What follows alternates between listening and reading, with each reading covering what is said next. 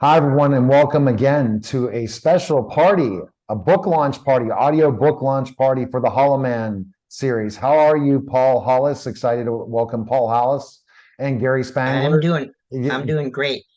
Awesome. And we have Gary with us as well. And Gary is the one that did the audio book. So I appreciate you both stopping by.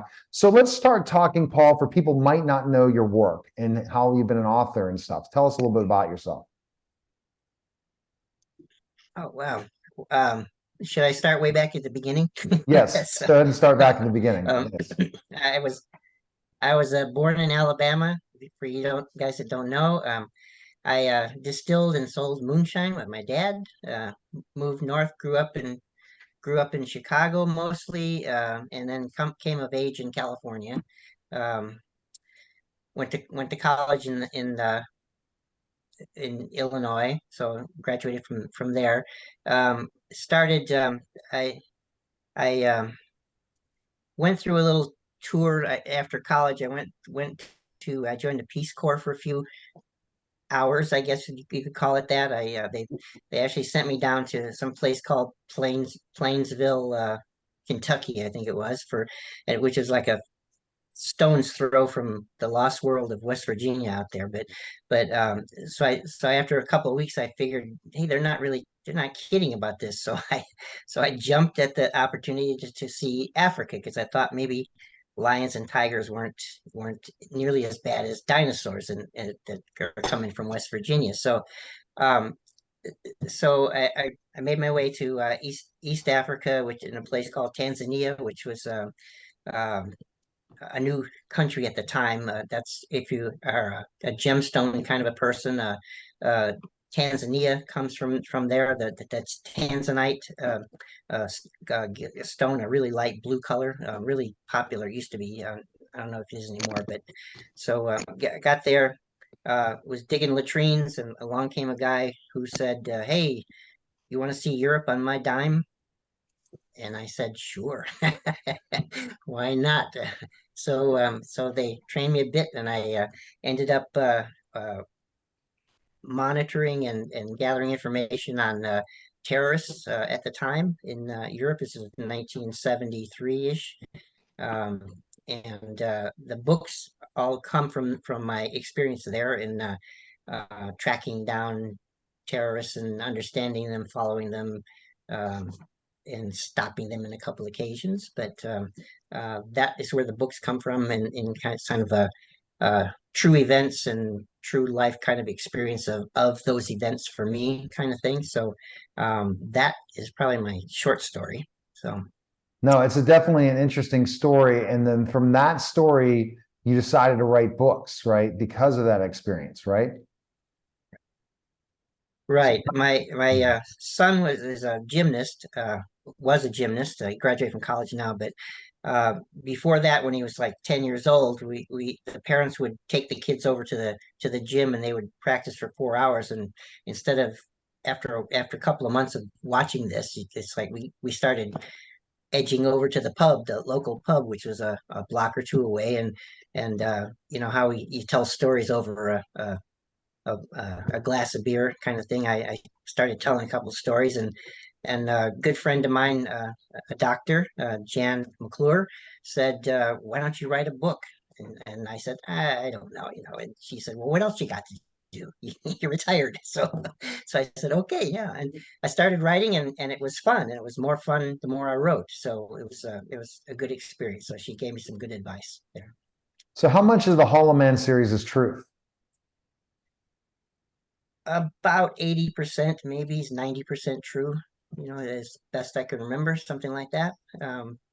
There are scenes in the book that I was not privy to. I wasn't present, so I'm kind of guessing on what went on in those from either what I learned later or what I just surmised of conversations, sort of thing. So That's interesting. So some of it truth and not. So how many times did you almost die from when the real character, Paul Hollis, uh, when working with in the 70s?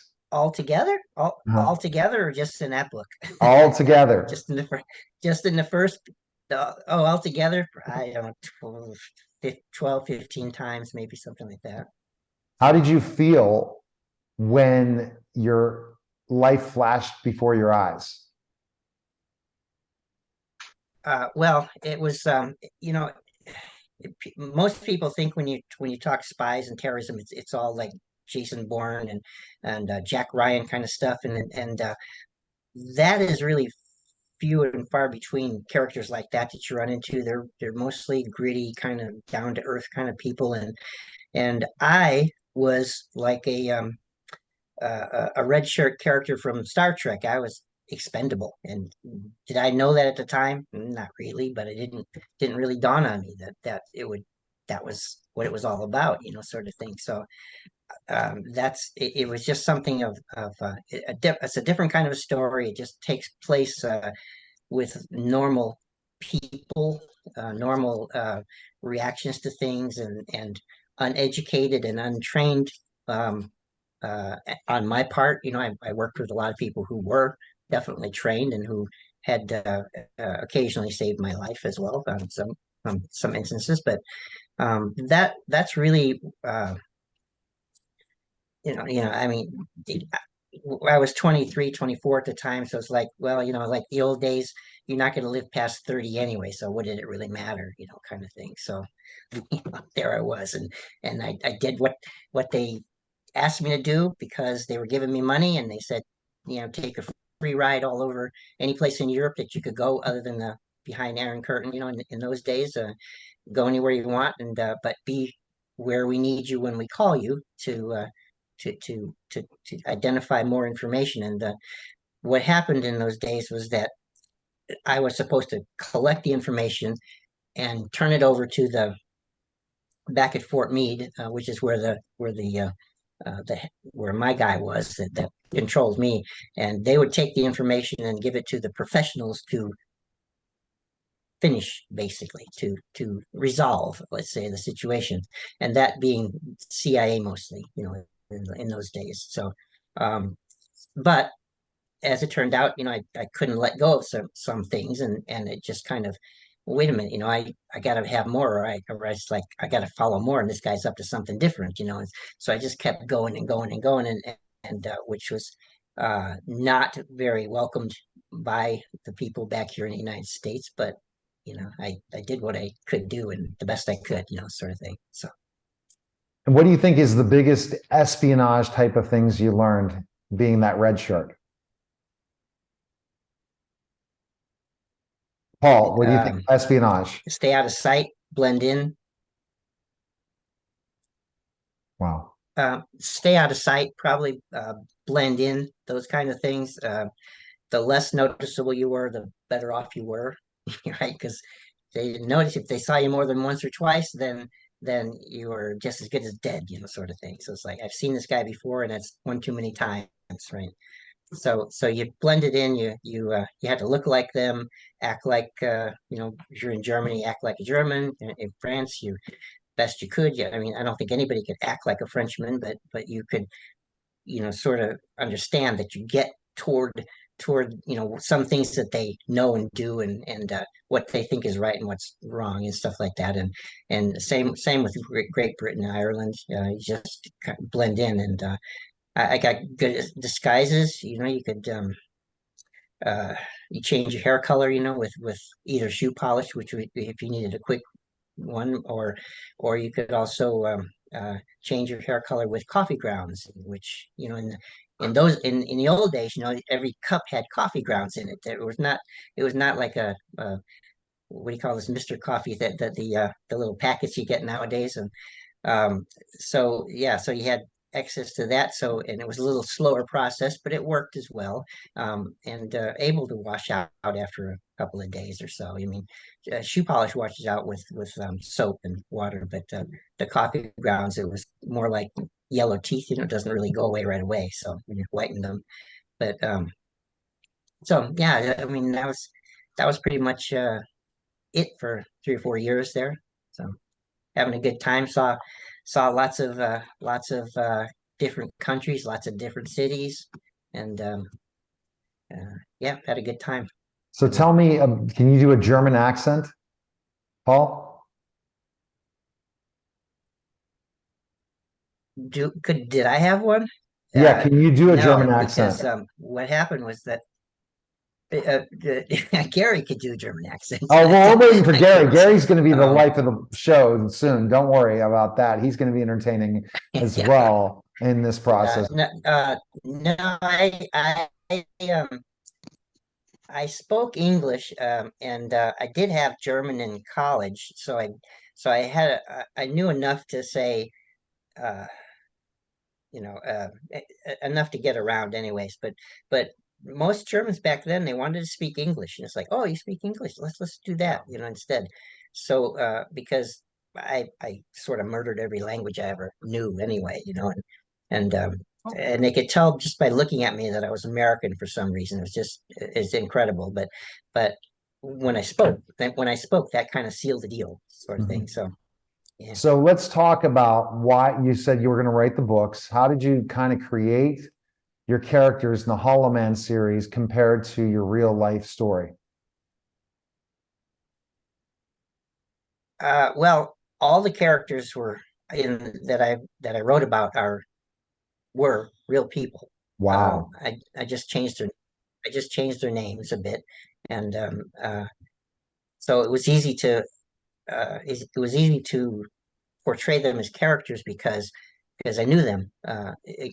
In general, I knew them. There's some of them I didn't really know well, but it just kind of assumed, and I have a I sort of found myself writing um, imagery more than telling a story, and so that kind of developed my characters without me thinking about it, sort of thing, because they could see and hear and smell and feel and do all those things themselves, which I didn't really need to do then, to say, oh, he feels bad here in this situation, sort of thing.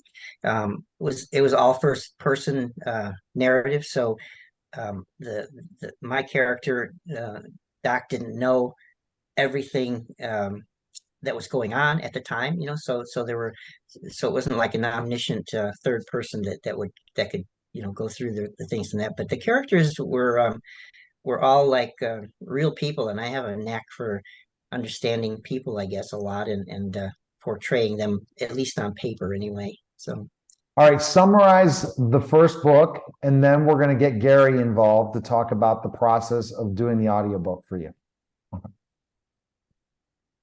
okay. The first book is about a, a a guy who's not trained and not talented and not particularly smart, I would think, in my own words, is set to do something that he was way over his head with.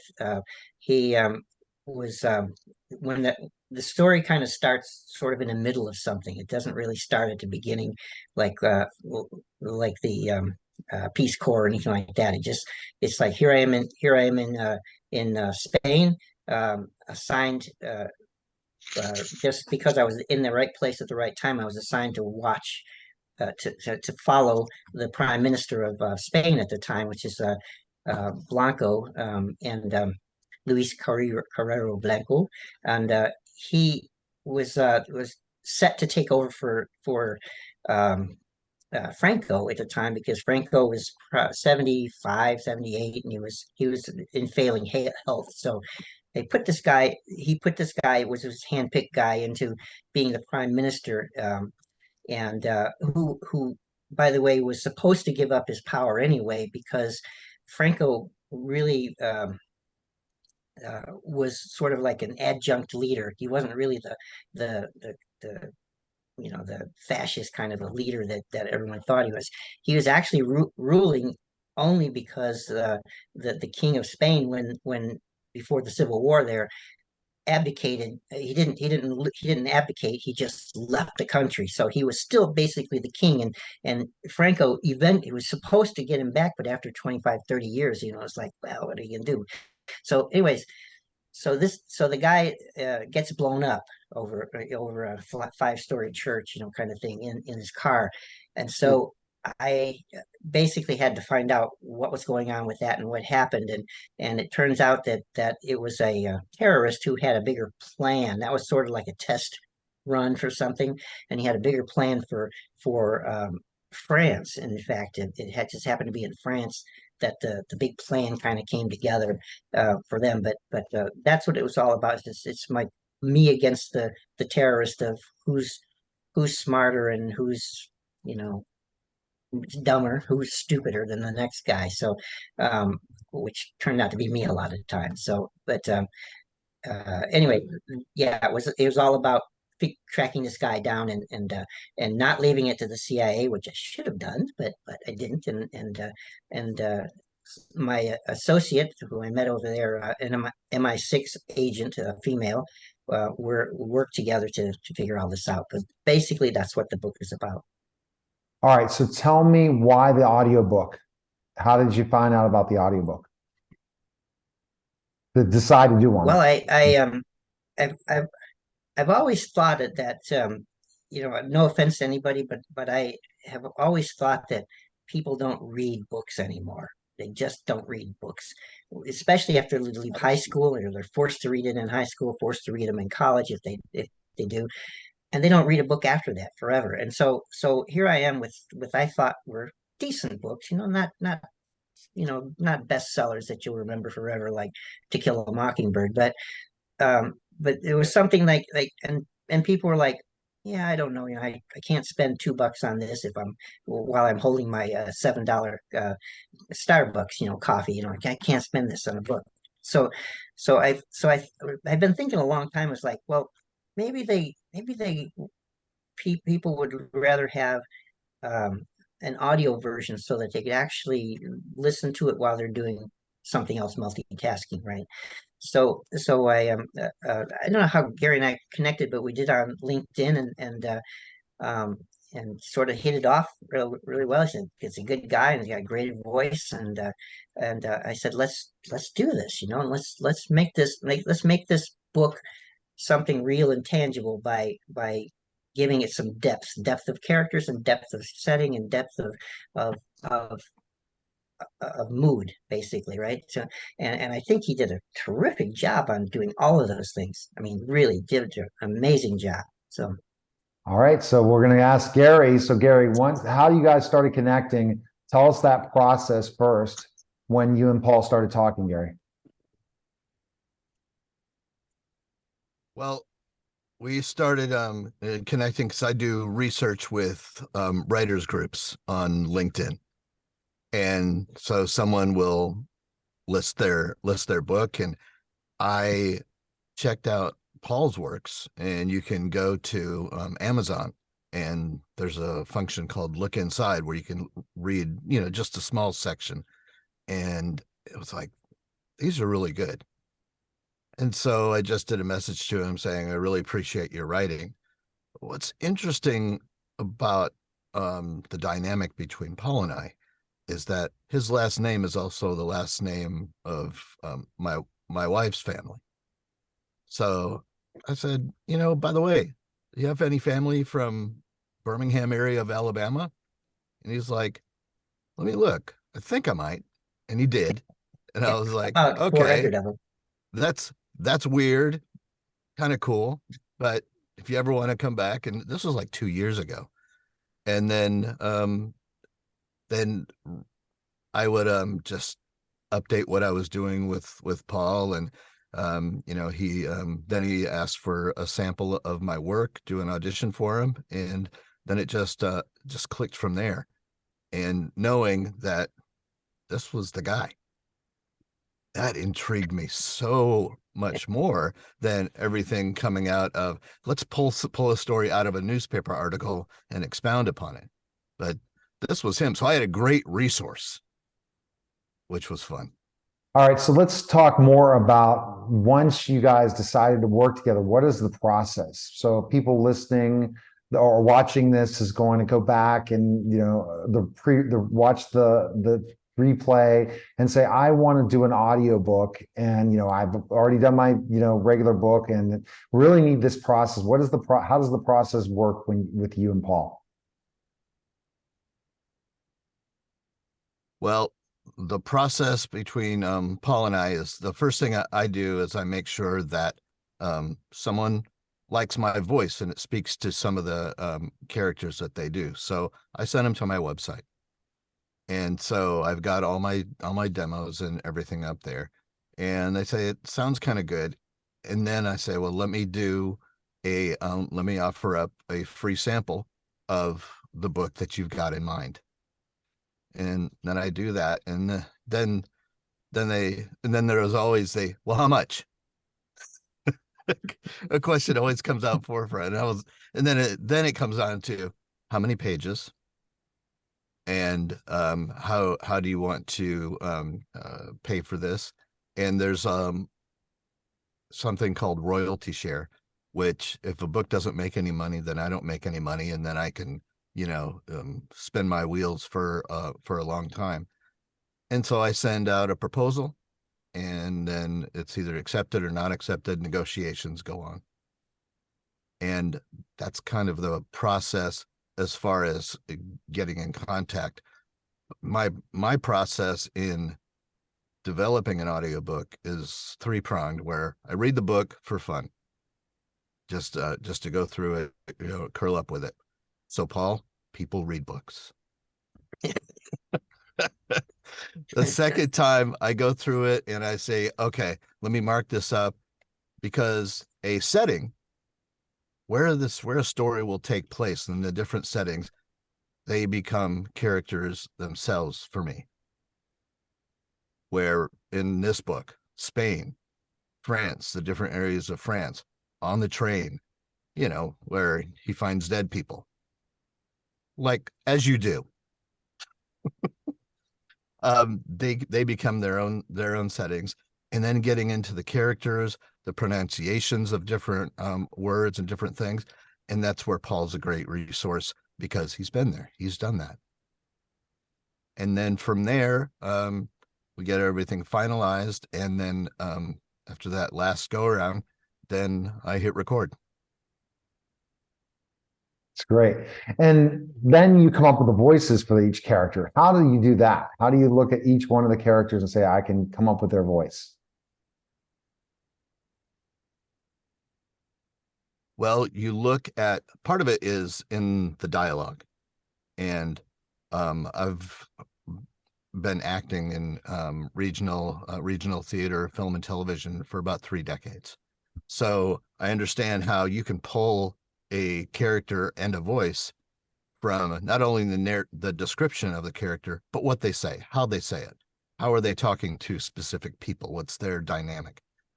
And that's where I start. And then I go to the author and I say, Paul and I had several long talks before I started hit record, where I would say, I want to do Shaban like this. And he's like, no, a little bit lower.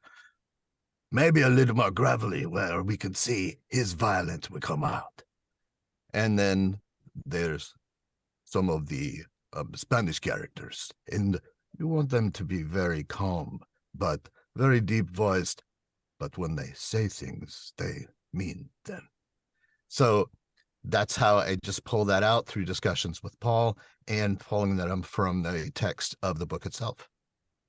Wow. And once you're creating that, he agrees to the voices, and those become the voices of the characters.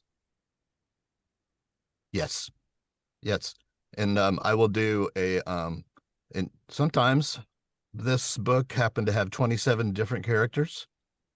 So I do voice match samples that I record. So I make sure to keep it straight within each chapter. So one character doesn't sound different from one chapter to the next. It happens. So let's talk also about being the narrator of it, because there's narration. How do you come up with the voice for the narration? Well, the narration typically, especially with Paul's, where it's first person and his main character, Doc, that's also his inner monologues and description.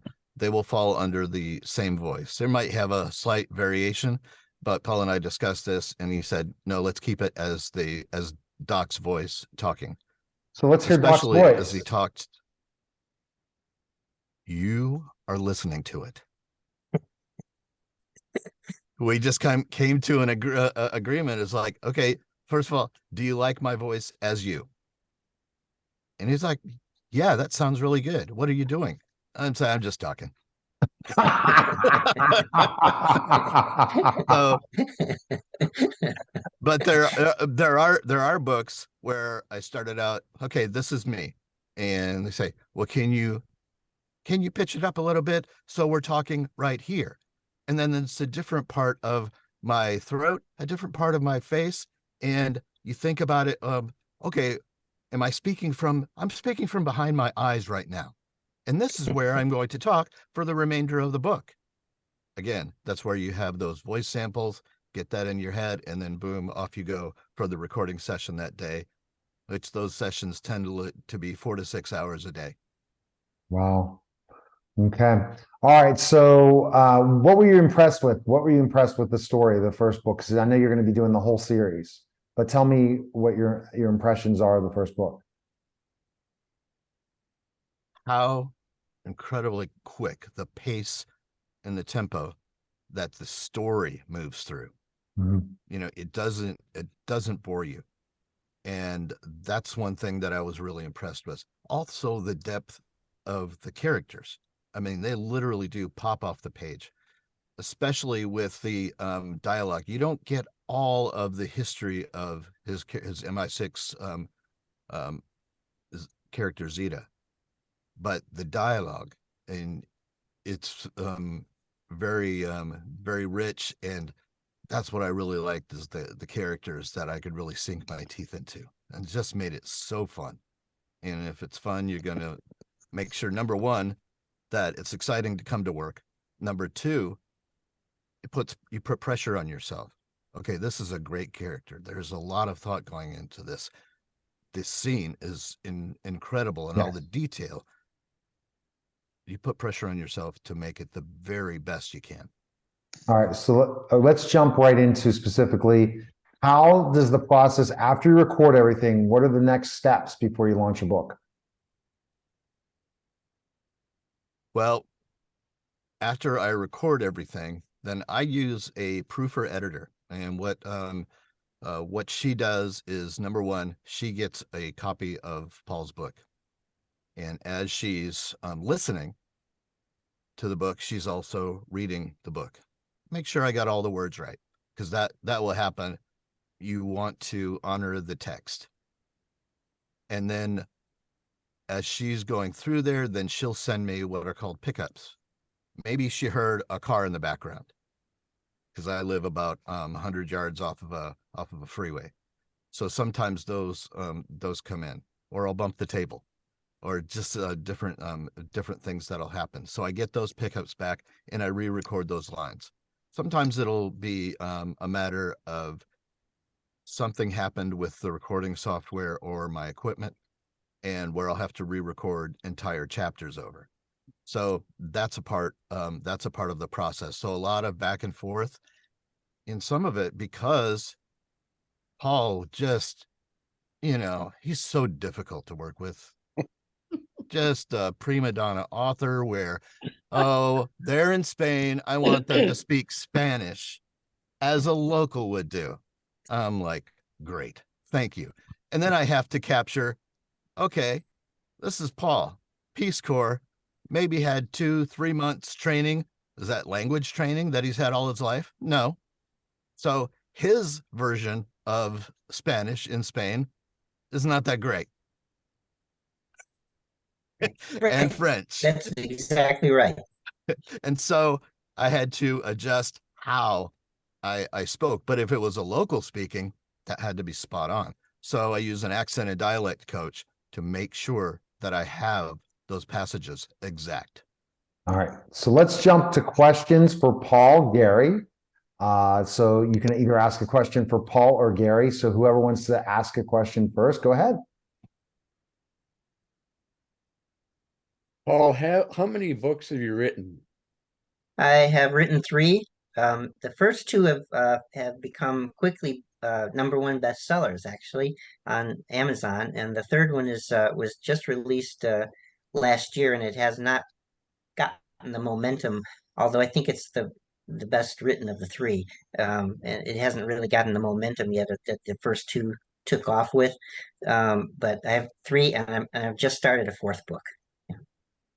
Well, one of the questions I have, you have sensitive information. And I'm thinking that there's two problems with sensitive information. One is your life. I mean, are you ever worried about how this is going to come back at you? So it's been probably what, 40 years. It's Yeah, still, good what makes question. certain it's not going to come back at you? Yeah, it isn't for a couple of reasons. All of the things that happened at that time have been um, um, taken. The security's been taken away from it. And most of the people are dead that I dealt with. Um, but uh, but keep in mind though that I was the red shirt guy, so they're not going to tell me a lot of stuff. I mean, they're not going to tell me what they're actually doing, how they do it, what it's called, or interactions. Not being able to meet with their people that work for them or with them or around them, sort of thing. So I didn't really feel that I had learned any top secrets. I Mhm. found all my information in the libraries with microfiche in those days. And so it came out of uh, newspapers and sometimes textbooks, but magazine articles a lot, sort of thing. So I just got what was on the ground at that time there. So that was really only the only thing I was privy to, not in any secret uh, uh, plans that they had, sort of going into this area and disrupting this or whatever. I didn't know anything about any of that. So So you didn't have to worry about your life or messing anything up for somebody else. right, I did have to worry about my life, but in a different way. So When um, were you there? When were you doing this? in 1973 through about almost 1976, somewhere around there. Yeah. And I was so, in Germany. go ahead, go I ahead. studied in Germany in 1969, and then we went through France and we went to Spain. And when I was in Spain, Franco was still there. Yeah. Yeah, we were kind of afraid of him, but I didn't wind up in any prison, although I was worried about it. Yeah, you probably saw that the Spanish people themselves were scared of him. There was very little enthusiasm running around in those days in Spain. It was all really like all right, this is my life, and I just have to get through it, sort of thing. And friendly people, though, were down to earth. I mean, if you didn't understand what they were saying, which was quite a bit with me, they would just say it louder, so maybe I didn't hear it properly, but other than that, very, very friendly type people, but low enthusiasm levels I didn't find anybody that was very energetic about that. When we were there, the people we talked to liked Franco. And the reason they liked him were very simple things. He brought water to the home, water to the city. So those are the things that seem to endear him to at least some of the people we met. Yeah, well, yeah, I mean, I mean, everybody obviously wasn't against him because he won the Civil War, so he did have a lot of supporters and a lot of people that were there. Mostly that I found they were not ordinary type people a lot. They were higher higher class people, the doctors, the lawyers, maybe the politicians, of course, because he handpicked them all. But yeah, there were a lot of things, and whoever sided with him, the little guys that sided with him during the Civil War were were just kind of red shirts as well. He didn't really care what happened to him as long as he won the war, sort of thing. But yeah, there was some support for him still, obviously, but I think they even liked Blanco less. But that was just my opinion at the time. So I don't know. Okay, let's go ahead with another question. Doc, if you want to ask, but let's see if other people have questions for Paul or Gary. Just speak up. There's no turn. I have a question. I don't know if can you hear me? Yes, we Yes. can. Okay. Well, first I want to say, Paul, I just got your book yesterday and I read 2/3 of it. So it's very Oh, readable. great. What I really like, I'm not too thrilled about the blood and gore part, of course, but I like your sense of humor in it. And that really makes it just down to earth kind of thing and makes it real. Um, I wanted to know the character Zeta. Is it her name, Zeta, right? Mm-hmm. Yes. And is she not living anymore? Whatever happened to her? Is she going to be in the other books? Or I hope she doesn't die at the end of this book. No, she is in all the books. Oh, she's in all. She is very much still alive too. I actually used to talk to her a couple of times a month, but now the last 5 or 6 years I haven't really talked to her at all. But yeah, no, she's very, very much alive, and I see her on Facebook every once in a while. Um, uh, yeah, but yeah, but she's very, very much alive still. Well, you did a good job as far as I'm concerned. As good Well, writer. So Thank Julie, you, are you going to appreciate get, that. after you've read the whole book, are you going to get the audiobook now when it's released? It's releasing today. So Well, that's, now I am. Now that I'm hearing about, I'm anxious to hear Gary. I'm trying to be an author as well. I'm more of a composer of music, but I've had some life experiences, nothing like what Paul has gone through.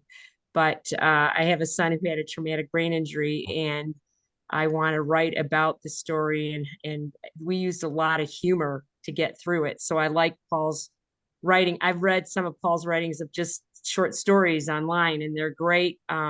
He seems to find a nice balance between real life and humor. So I like that style. And if Gary can catch that on the audiobook, I think it would be awesome to listen to.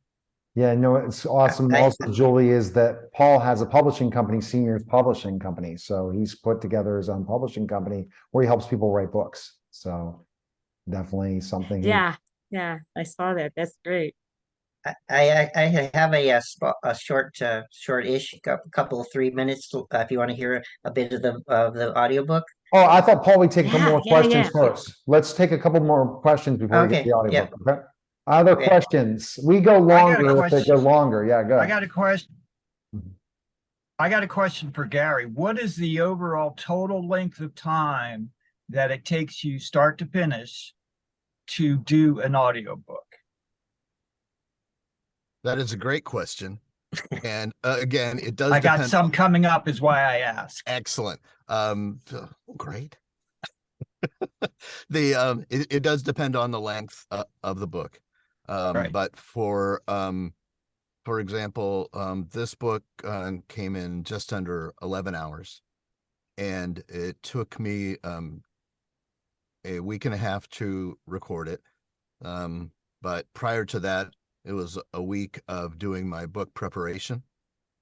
And then there's the post-production where I'm working, going back and forth with the proofer editor.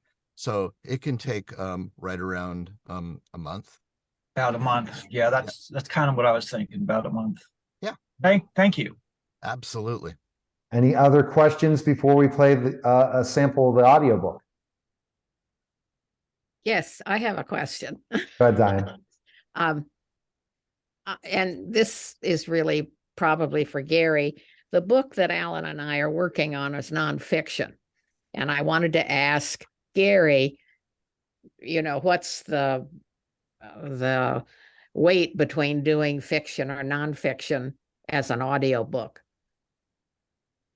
Well, with nonfiction, I'm still performing, I'm still doing a character. But it's more working on if there's technical terms and making sure I get those pronunciations right. So it cuts out, I still do book prep as far as going over the text a couple of times to make sure I've got everything correct, conferring with you to make sure I'm on the right path. The only thing I did leave out is what I did for Paul and what I do for every author is I start out recording and I stop at a 15-minute time frame and I send that to you. Mm, And I okay. listen to this. Is this what you want? Am I capturing your voice? And so that's how a nonfiction book will go as far as that goes. And I've done a few, and science, medical, history. They're all very interesting to me. Okay, Great. good. I do have one more question. Sure. Gary, how do you do the female voices? And maybe we'll hear it in the clip, but like, how would you do Zita's voice, for example? Okay, with Zita's voice, with any female voice, the important thing is not to think you're going to talk like this, because nobody talks like that. But the important thing with an audiobook with characters is to, as they're in your earbud, to know that there's different people talking at the time. So in direct answer to your question, I talked to Paul, and Paul's talking to Zita, and he is saying, oh, well, I need your help again. Oh, what have you done this time, darling? There's a little breathiness, a little whisper along with the accent. And that's what separates. I'm not throwing my pitch way up, but you can tell it's a feminine character. Okay. And she is a whip. She gives them such a difficult time. Oh, you'll never make a good spy, will you, darling? Come on, then. That's awesome. All right. So we will add a couple more follow-up questions after we play, and then we have door prizes. So go ahead, Paul, playing the audiobook. Do you have to make sure that you have share sound on your thing? Because I'm going to have to enable for you to be able to share because they might not hear sound. Okay, yeah, so where would I Hit like where do I share share screen and then sound? it goes share sound. Oh, okay.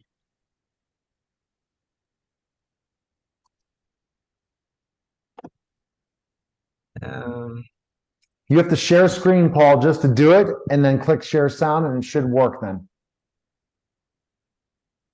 Okay, so share screen. And then give you On they the give share left-hand sound on the corner, bottom. usually. Do you see the share sound? Is that But do you see the share sound thing, Paul, when it goes to do it? no, I didn't see that. All right. Do you have the Probably link? should start over, otherwise it won't share. Yeah, stop the share again. So I'm going to stop participant sharing for a second. No, Paul. actually, So what you Yeah. do is you hit the I share was just screen. going Once to- you hit the I was share just gonna screen, on the play it. left-hand corner is share sound. So do it again. oh, share sound. Got it. I see it now. Yep. Thanks. Mhm. Okay. You don't have to have the screen share, but that's okay if you do play it. Who cares? Here we go. I'm excited. Yeah. Okay. There we go. To the right of where I stood was a narrow wooden companionway leading to the choir loft above the back of the nave. I mounted the staircase expecting to see her. Instead, a lone man was leaning over the railing, gazing down into the church. He didn't move for a long time. When I finally turned to go, he spoke. "It's about time you arrived. I was growing tired of waiting," he said, with his back still to me. His English was heavily accented with a sing-song, flowing cadence. I said nothing as he turned to face me. The Frenchman was in his 30s, wearing summer tourist clothing, but otherwise he was unremarkable. Not particularly tall or particularly short. It reminded me of someone who could fade into a crowd with little trouble. "Que voulez-vous?" I asked. "Oh, in English, please. I need the practice," he answered. "What do you want?" "The question is more, what do you want, is it not? The one you seek from Paris. That man no longer exists. He sent me to tell you this." The Frenchman spoke matter-of-factly. "Really? He has been with God for the last few weeks, talking things over regarding his future." "And you talk to ghosts?" "No, he's not dead. He was on church business in Spain, And he has only now returned with the answers he sought, he said. So he's back in Paris. Dust in the loft seemed to rise with our voices. It smelled like old books, mixed with a little something I couldn't identify. You both know I can't leave him alone. He's a terrorist. He has changed. He has told himself there's no future in kidnapping, and he promises never to do it again. So forgive and forget, you know? He took 34 people hostage in the 7 arrondissement and randomly murdered 19 as a distraction while he negotiated the release of those Palestinian thugs. Yes, I know all of that. He had to prove his point. What point was that? I asked suspiciously. Leave it alone, boy. You didn't know these people anyway. I know one. He knew you would be like this, he finally admitted. He said you were stupid, but becoming quite a nuisance anyway. Well, I thought you might perhaps listen to reason, but... He shrugged. The man raised a military knife resting in his right hand. The hilt was reversed in the palm, so the long blade pointed upward and was hidden against his forearm. It was a lethal style of close-in fighting that employed slicing rather than poking motions for a slower kill. Your opponent bled to death before he knew he was cut. With the methods taught by my Marine Corps trainer, this technique was nearly indefensible. His advice was to kill you at the beginning. He smiled apologetically. I sidestepped around to the right, away from the knife hand. If he couldn't reach me, he couldn't cut me. The assassin made a punching movement to test the arc of the blade. I took another step. Before he could respond, I tackled him with a wide wrestling sweep, catching the heel of his left foot. I lifted the leg over my head. As he hit the ground, I struck with the full weight of a flat kick aimed at his privates, but he moved at the last instant. The impact glanced off a hip bone, and he smoothly rolled from his back to his feet. I am going to enjoy cutting you into little pieces and feeding your balls to my dog. He lunged with a right cross, well out in front of the blade, and I stepped back to avoid the thrust, but moved in again, about half a second too fast. The tip of the blade caught my left hand as he brought his arm back. The point sliced a 4-centimeter gash in my palm. My attacker followed with another slashing motion that twisted his body off balance. I kicked the side of his knee, and he went down hard on his face. The man tried to roll away, but I landed 3 savage kicks to his rib cage, then 1 to the side of his head. Considering him for a second, I decided to football kick him on the cheek for good measure. I ran down the stairs, taking the last 6, with a giant leap, and landed in the doorway before I heard him move. The woods were 60 meters across the courtyard. It was possible I could outrun him to the safety of the tree line. But if his knee was still intact, there was a fair to good chance he could chase me down and scatter body parts across the prison yard as we went. I swung my arm, and a rivulet of blood streamed into the yard in front of the entrance. I hoped I could delay his recognition that I hadn't run. Resting, with my back against the exterior wall, I held my left hand up so the blood would run into my sleeve and not beside me on the concrete slab. The killer limped heavily down the stairs, using the wall for support. He held himself in the door and looked across the courtyard. A wheezing rattle in his breath shook his body. When he looked down at the blood in the dirt, I hit him with a roundhouse kick to the stomach. Instead of going down, he grabbed my coat and spun me back against the doorframe with such fury that I was momentarily stunned. He raised his double-edged knife to my cheek. I drove the heel of my wounded hand under his chin to push him back. The blow sent a lightning bolt of pain down to my feet, but I was hoping it hurt him worse. I lashed out with another kick as he came at me again. The man stumbled off the porch and dropped in the dirt. My foot had caught the top of his hip, but I guess it was enough. Jumping off the slab, I stomped his head several times and then aimed for his exposed ribs. By the time I lost count of the blows, he wasn't moving. I kicked him again for good measure. Footsteps. Someone was running in the courtyard behind me. Zita was on me in seconds, pulling me away. Come on, love, he's dead. She saw the blood dripping from my hand. Are you hurt? What happened? It's a cut. I'm okay. Her eyes never left me as she unscrewed the suppressor from her gun and put both pieces back in her jacket. You're late, girl, I said.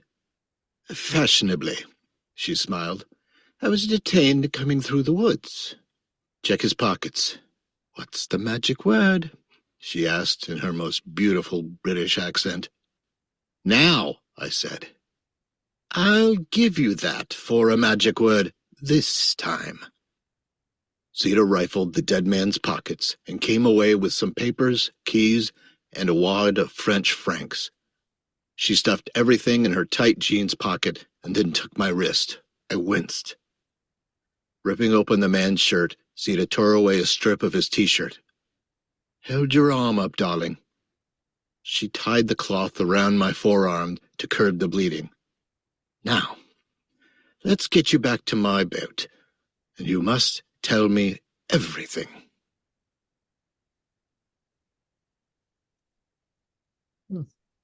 Okay, so That was really good. Great job, That was Gary, with the really good. narration. Good job. Really good. there Yeah. you go. Thanks. Nice. Thank you Really so nice. much. Thank you. Yeah, and I still do have that scar on my hand. So you killed a man, I Paul. don't So know, you killed a knowing you, man. Paul, I can't picture you kicking, and I mean, I picture it in the book and it's so real in the book, but knowing you, it's like, wow, you really did that? So Paul, you made me killed a mad. man.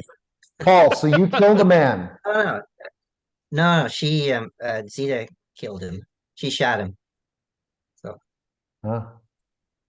she shot him from across the courtyard. She shot him, and I thought I'd kicked him, and that was the thing, but it wasn't. It was she had Alright. killed him. Okay. But in Zeta real sounds life, like a so real Zita really badass. killed somebody when you were fighting More terrorism? than one, yeah, more than one. Wow. Yeah. And she more- was only about what, 22 or something? Yeah, about my age. Yeah. Wow. She So was this I have a advanced. 25-year-old son. I just, this whole thing just, You know, it's blows my amazing mind to right think now. about. This is going to be a movie someday, guys. So that's I what think we're- so, you know, yes. So I think the audio book is going to give it a life of its own. So how many people are going to pick up the audio book, and then we'll go into the thing? Show of hands, or who's going to pick up the audio book? Okay. Eventually. I don't do audiobooks. Sorry. Hey, watch your mouth. All right, door prizes, Paul. Go ahead. Okay, so I've got some. I don't know if you guys have read the book, so you might not get some of the questions here, but yeah. Well, if how many have read the book? So maybe I'll skip those questions. 2/3 of it, I Yeah. haven't yet.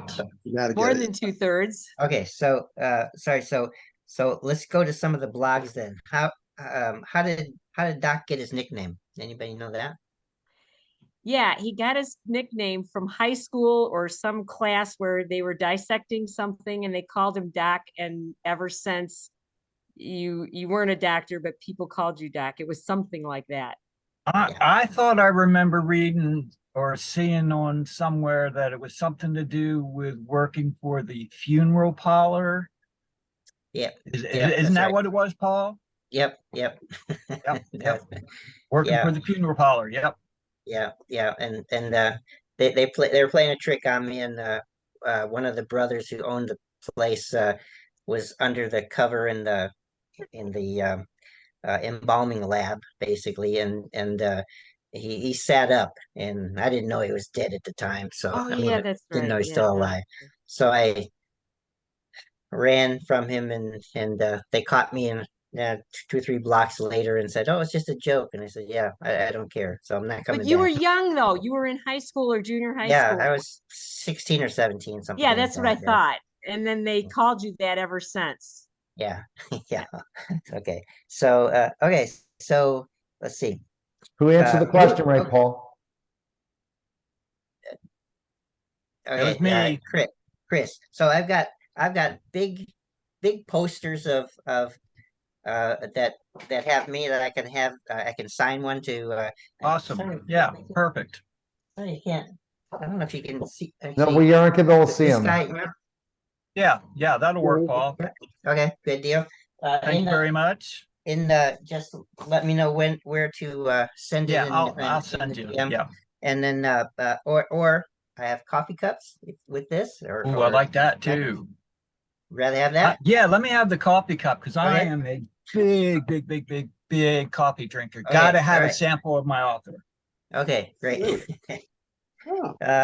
Okay, so well, let's see. Does anybody know what have you got to the point where I have taken a train ride to Paris in the book? Do you remember what I did on the train? There's Something somebody in- that died and you had to throw his body off the train. I don't know if that was the same one. And Yeah, you took that's the it. contents of his wallet and so on. Yeah, that was it. Okay. So what would you like? I like the mug. Okay, I get you one of those too. So yeah, just drop me your PO box or your drop box or something like that in DM later on. Okay, so how about anyway, anybody have a favorite character of what they've heard so far? I love Zeta. I love Zeta. Yeah, that's my kind of girl. I have a Yeah. granddaughter named Zeta. Uh-huh. Do you really? Really? Yes, Do I you? do. How about that? See? And do you know what that means in Greek, Zeta? No, I don't. It's a searcher. It means searcher. Oh, Really? cool. You're a searcher, yeah. Interesting. So that's I like that's your character though, Paul. that's actually her confirmation name. So I didn't use her I didn't use her real name, but she said that was okay to use her confirmation name, which is Zeta. So Hmm.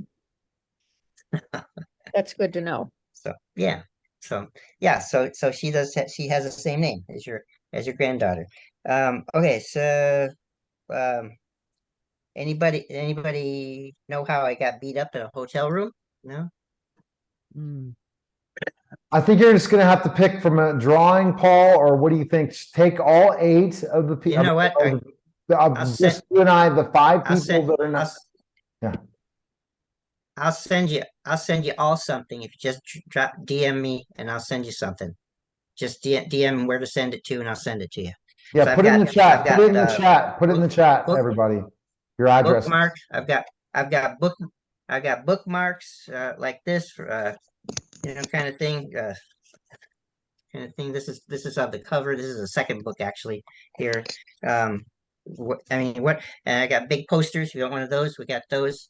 And then I actually anybody have that one- did not, that's going to watch the recorded version, if they drop Paul a DM, they can get it. And then I guess we'll do the entry of the 5 people later after everyone else gets to watch the pre-record and have a drawing for the other prizes.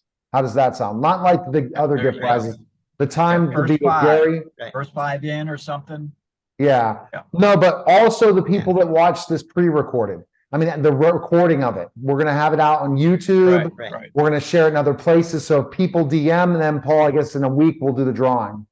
Okay. And we'll kind of put that out there on Okay, social yeah. media. Sounds good. And what are the big prizes, Sure. Paul, so people know them? I've got books, the books that people won't read, right, Jerry? I read, Paul. I can do signed copies of all 3 books for that. I thought I've Gary's got, offering something too, Paul. Oh, yeah, absolutely. Yes. And Gary, What are you offering, Gary, in the drawing?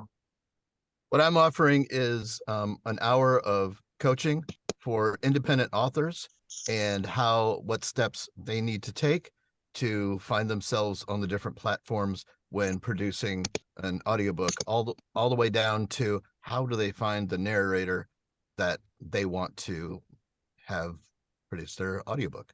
And what we're going to do is we're going to, Gary, we're going to go ahead and throw that out to everyone, and then we'll have a drawing. So whoever enters to win, and you 5 are in the drawing. And then anybody else that watches this pre-record is I'm offering also an hour marketing to look at your specifically brand, your marketing, all those different things as a coaching call as well for a drawing. And we'll see how many people enter, and we'll offer those 2 as door prizes plus all the other things Paul has. So we really appreciate it, guys, because it was an hour long.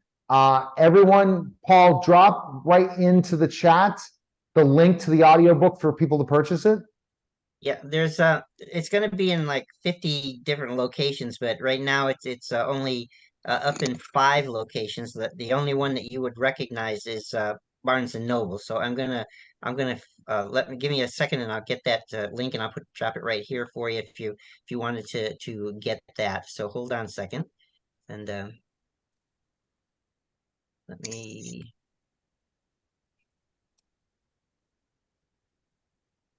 I never received a coffee mug. It's okay. I haven't sent it. I haven't sent it yet. Oh, okay. It's in the mail. Yeah, and your books as well too, Gary. Oh, So that's there, wonderful. so there's the that's the Barnes and Noble thing, but it will be on Amazon, it'll be on iTunes, it'll be on Spotify, you know, all the big ones in there. It's But just taking- that's like in 20 days, but people should help you out now by purchasing the book now on Barnes and Noble. of course, Yes. right? Yeah. Okay, especially for coming. You know, Yeah, thank you. Paul's putting Thank the you all. time. We appreciate everyone coming. Any other questions, drop them in the DM to Paul or Gary. You'll be able to find them on social media, and I appreciate everyone tuning in. And for the people listening and watching, or I guess watching, if you're on YouTube or you're watching it on Facebook, make sure if you want to enter, the drawing is on June 22nd for Gary's coaching call and my coaching call. I appreciate it, everybody. All right, that was a Great. special edition of the Thank you. Paul Hollis Thanks, audiobook everybody. launch of the Hollow Man series. Take care, guys.